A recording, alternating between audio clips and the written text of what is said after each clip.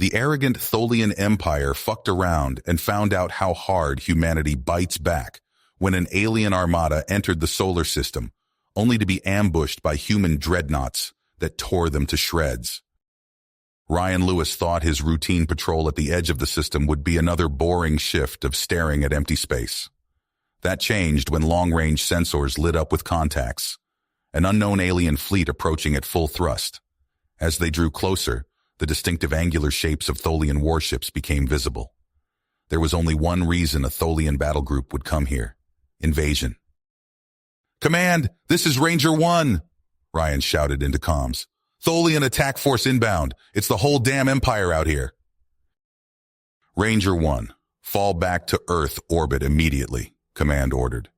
"The Tholian ships outnumber our regular fleet 5-1. If they break through, it's over. May God help us all." Clenching his jaw, Ryan fired his thrusters and rocket back toward humanity's homeworld. The Tholian Empire was notorious for its brutality, having conquered and enslaved dozens of star systems. Now they had their sights set on Earth. If the human race fell, the Tholians would exterminate or enslave every last man, woman, and child.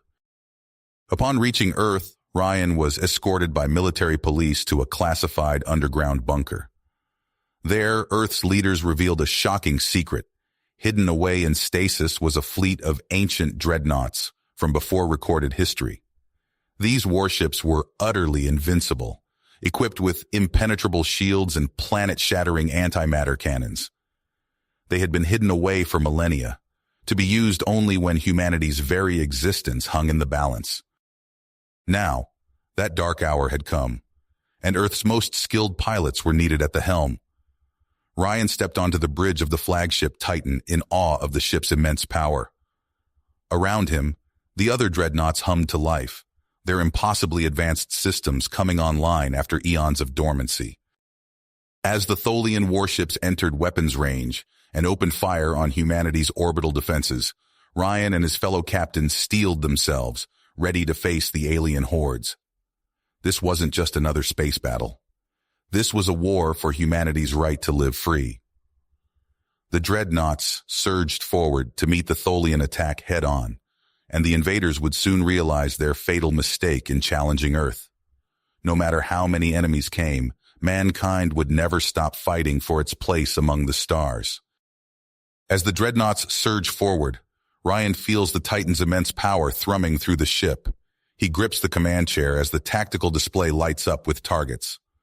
"All forward batteries, fire at will." A storm of antimatter projectiles erupts from the Titan's gun ports, crossing the void in seconds. The barrage slams into the leading Tholian warships, their angular hulls crumpling like tin foil.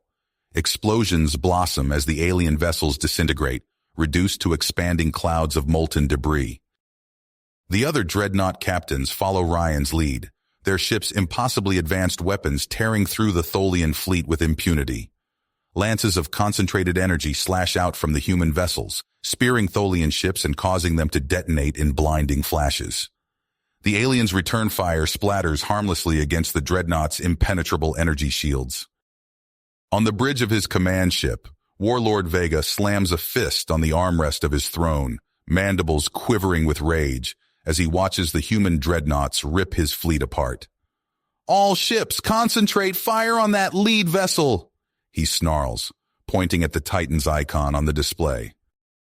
A hail of plasma bolts and laser beams converges on the Titan, the Tholian ships pouring everything they have into the human flagship. But the dreadnought's shields barely even flicker under the onslaught, absorbing the attack with contemptuous ease. Ryan sees an opening and pounces. "Helm, initiate teleport jump." The Titan vanishes in a swirl of quantum energy, only to reappear an instant later in the heart of the Tholian formation. 360-degree antimatter burst, now. A blinding white sphere of annihilation explodes outward from the Titan, engulfing dozens of Tholian ships at point-blank range. The alien vessels simply cease to exist, vaporized down to their component atoms by the dreadnought's devastating attack. Panic takes hold in the Tholian ranks as their ships die in droves, picked off with methodical precision by the human dreadnoughts. Some attempt to flee, but there is no escape. The human ship's advanced sensors effortlessly track the survivors, and one by one, the dreadnoughts jump to their locations and eliminate them. On his bridge, Warlord Vega watches in horrified disbelief as his once mighty invasion fleet disintegrates around him. Realizing he has gravely underestimated the humans, Vega makes a desperate decision. "Emergency hyperspace jump," he calls out. "Abandon the attack." But Ryan is already one step ahead. With a thought, he locks a tractor beam onto Vega's ship, snaring the Tholian vessel in an unbreakable grip. The alien ship's engines flare desperately, but it is no use. The Titan has it fast. "Target their engines and weapons," Ryan orders. "I want that ship disabled and Vega in custody. Let's show the Tholian Empire what happens when they mess with Earth." As the Titan's crew works to neutralize Vega's ship, the last few Tholian stragglers fall to Earth's defense forces and the other dreadnoughts. Near-Earth space is soon secured, and word of the astonishing human victory spreads like wildfire across the solar system. On every world and habitat, people take to the streets in celebration, cheering their triumphant defenders. In the aftermath of the battle, Ryan watches from the Titan's bridge as Warlord Vega and the surviving Tholian crew are taken into custody. Earth's leaders will have to decide what to do with them, and more importantly, how to handle the revelation of the ancient dreadnoughts to the rest of the galaxy. One thing is certain, though. The balance of power has forever shifted in humanity's favor, and the Tholian Empire will think twice before ever again threatening Earth. In the wake of humanity's triumph over the Tholian invasion, Earth's leaders gathered in a secure underground bunker to debate their next move. The cavernous war room buzzed with heated arguments, as military brass and civilian officials clashed over the implications of revealing the dreadnoughts to the galaxy at large. "We can't keep this power hidden forever," Admiral Chen said, pounding his fist on the table. "Sooner or later, word will get out. Better we control the narrative." "And risk inciting panic or aggression from other civilizations?" countered Ambassador Reyes. "This could destabilize the entire galactic order." After days of intense deliberation, the Council reached a decision. Earth would unveil its newfound strength to the stars. A summit was called on Andromeda Prime, a neutral world at the crossroads of galactic civilization. Ryan Lewis stood on the bridge of the Titan as it dropped out of hyperspace above Andromeda Prime. A swarm of alien ships filled the space around the planet, everything from sleek diplomatic cruisers to hulking battle fleets. "Looks like the whole neighborhood showed up," Ryan muttered. His XO nodded grimly. "They're all here to see what humanity's got up its sleeve." As the Titan took up position, Ryan's gaze was drawn to a massive crimson warship covered in brutal-looking weaponry. Aboard that vessel was Supreme Emperor Malgor of the Krogan Imperium, ruler of 1,000 worlds. The demonstration began. At Ryan's command, the Titan fired a precise volley of antimatter bursts at a hollowed-out planetoid. The entire defense grid went dark in seconds. Next, Ryan ordered one of the escort dreadnoughts to target a barren moon. A single salvo from its main guns reduced the celestial body to a dispersing cloud of superheated rock and dust. Silence reigned across all communication channels as the watching dignitaries struggled to process the awesome destructive power on display. For the finale, Ryan initiated a series of rapid teleport jumps. The dreadnoughts blinked in and out of existence at various points across the system, proving their ability to bypass any static defenses. As the dust settled, pandemonium erupted among the alien delegations. Frantic calls for explanations flooded the airwaves, but Emperor Malgor's ship remained ominously silent. Ryan was about to order the Titan back to Earth when an encrypted message came through. The blood drained from his face as he read Malgor's words. "Your parlor tricks do not impress the Krogan Imperium. We will crush your pathetic world and claim your technology for ourselves. This is war." Ryan's shoulders slumped. So much for averting conflict. But as he gazed at the mighty dreadnoughts arrayed around him, a spark of perseverance ignited in his chest. Humanity would not go down without a fight. Back on Earth, the governing councils convened once more. They had anticipated the possibility of retaliation and were ready to act. Ryan's request to begin production on a new generation of warships was swiftly approved. As fabricators across the solar system spun up to churn out advanced hulls and weapon systems, Ryan knew the real test was yet to come. The Krogan were coming, and all of humanity would need to stand united to weather the coming storm. Ryan Lewis stood before a hollow display of the solar system, his eyes fixed on the swarm of red dots representing the Krogan battle fleet. Earth's top brass crowded around him, their faces grim.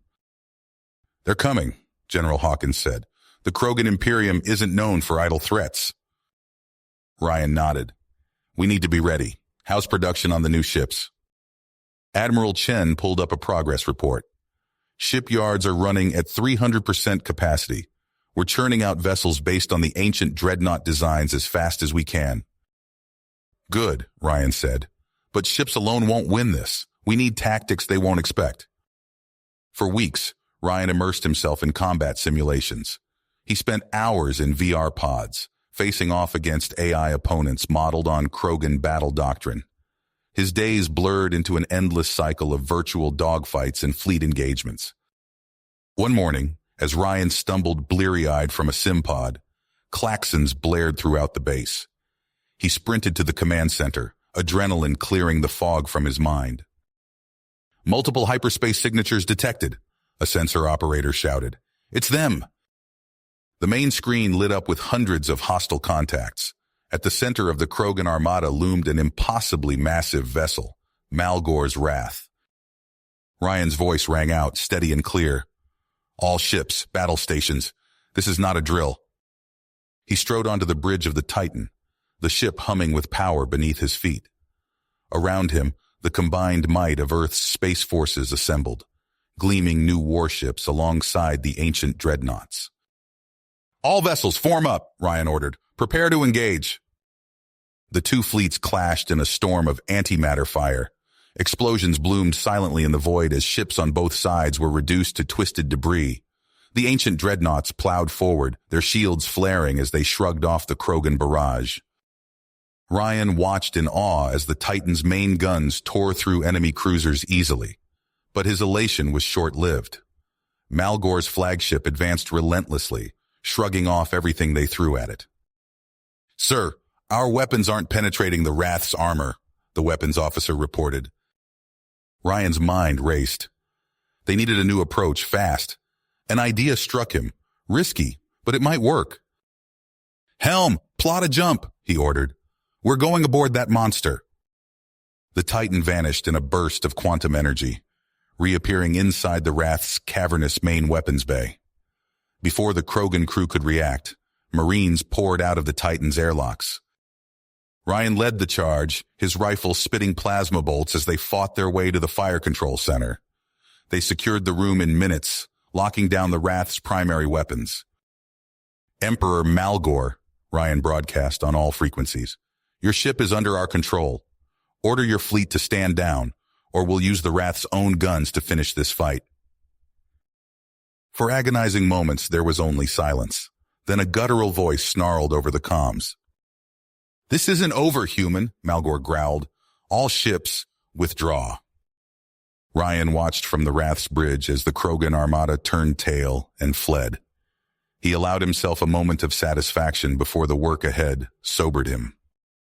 In the weeks that followed, Earth scientists pored over the captured Krogan tech. New advancements in weapons and propulsion systems emerged almost daily. But as he stood in the war room studying intelligence reports on other potentially hostile alien powers, Ryan knew their troubles were just the beginning. Humanity had won this battle, but the war for their place among the stars was just beginning. The dust had barely settled from humanity's victory over the Krogan Imperium when whispers of unease began to ripple through the galactic community. In the shadowy corners of alien worlds, leaders huddled in secret meetings, their voices hushed as they discussed the sudden shift in power.